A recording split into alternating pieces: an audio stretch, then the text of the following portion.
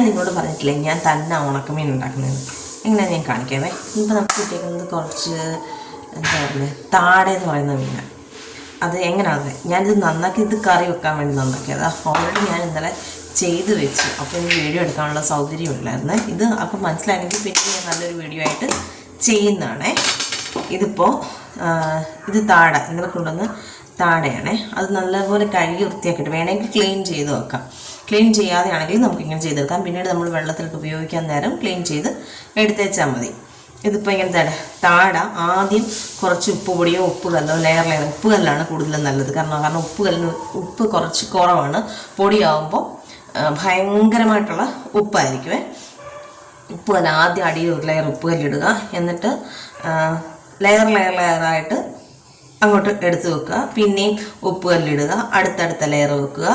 അങ്ങനെ ഒരു ബോക്സ് നിറച്ചിട്ടിട്ട് അടച്ച് നമ്മൾ ഫ്രിഡ്ജിൻ്റെ ഫ്രീസറിലല്ല താഴത്തെ ഇതിൽ വെക്കണം.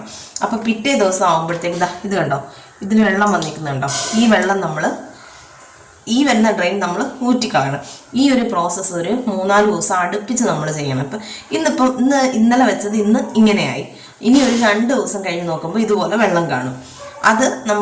അതും അങ്ങനെ എടുത്ത് കളയുമ്പോൾ അങ്ങനെ ഒരു 3 പ്രാവശ്യം ചെയ്ത് കഴിയുമ്പോൾ ഇതിലെ ജലാംശം മുഴുവനായിട്ട് തന്നെ അങ്ങ് പോകും. പിന്നീട് ഇത് ഡ്രൈ ആയിട്ടായിരിക്കും ഇരിക്കുന്നത്. പിന്നെ നമ്മൾ സാധാരണ ഉണക്കമീൻ ഉപയോഗിക്കുന്നത് പോലെ തന്നെ കുറച്ച് നേരം വെള്ളത്തിലിട്ട് അതിൻ്റെ ഉപ്പൊക്കെ കളഞ്ഞിട്ട് ഉപയോഗിക്കാം. നമ്മൾ ഉണക്കമീനാണ് വറുത്തതെന്ന് പോലും ഒരു സ്മെല്ല് പോലും പുറത്തേക്ക് വരത്തില്ല.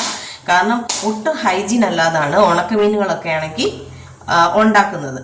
അതിന് നല്ലൊരു സൊല്യൂഷൻ ഇത് മാത്രമാണ്. ഞാനൊരു 5 വർഷമായിട്ട് ഇതേ മെത്തേഡിലാണ് ചെയ്യാൻ പറ്റുന്ന നല്ല മീനുകളെന്ന് പറഞ്ഞാൽ താട, മണങ്ങ്, പിന്നെ ചെറിയ അയില വരുമ്പോൾ വലിയ അയിലയാണെന്നുണ്ടെങ്കിൽ നടുക്കൂടെ കീറിയിട്ട് വേണം ഇതേപോലെ ചെയ്യണം. അതുപോലെ ഉലുവ മീൻ, വാള, ഇതൊക്കെ നല്ല രീതിയിൽ നമുക്ക് ചെയ്തെടുക്കാൻ പറ്റുന്ന മീനുകളാണ് കേട്ടോ. നമ്മൾ പുറത്തുനിന്ന് വാങ്ങിക്കുന്നതിൻ്റെ ടേസ്റ്റേ ആയിരിക്കത്തില്ല. ഓരോ പ്രാവശ്യം ട്രൈ ചെയ്ത് നോക്കുകയാണെന്നുണ്ടെങ്കിൽ പിന്നീട് നമ്മൾ ഇങ്ങനെ മാത്രമേ ഉണക്കമീൻ ഉണ്ടാക്കത്തുള്ളൂ. നമുക്കറിയാം എത്ര വൃത്തികെട്ട സ്ഥലത്തിട്ടാണ് ഈ സാധനം ഉണ്ടാക്കുന്നതെന്നുള്ളത്. അപ്പോൾ ഒരു പ്രാവശ്യമെങ്കിലും ഇങ്ങനെ ഉണക്കമീനൊന്ന് നിങ്ങൾ ട്രൈ ചെയ്ത് നോക്ക്. നിങ്ങൾക്കിപ്പം ഉപയോഗിക്കാൻ കൂടുതലാണ് എന്ന് കൊണ്ടുവന്ന മീനെന്നുണ്ടെങ്കിൽ പെട്ടെന്നൊരു സൊല്യൂഷനാണ് ഇങ്ങനെ ഇട്ട് വെക്കാം. അപ്പോൾ ഓക്കെ, ബൈ.